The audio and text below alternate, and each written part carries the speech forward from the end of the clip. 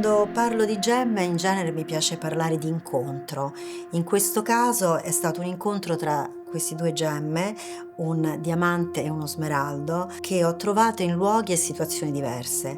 Però quando sono arrivate su questo tavolo abbiamo pensato che dovevano andare insieme. Parliamo di un diamante di oltre 7 carati e uno smeraldo di 5. Hanno un taglio molto particolare dove la goccia non ha l'apice troppo affilato. Entrambi sono così dolci, soffici, è un taglio che richiama i tagli antichi e questo chiaroscuro ci fa pensare all'ispirazione pittorica della collezione eclettica e ci siamo anche confrontati, come spesso succede, con il nostro heritage. Questo è tipicamente un anello Bulgari che ci rimanda agli anni '80 ma che è sempre contemporaneo.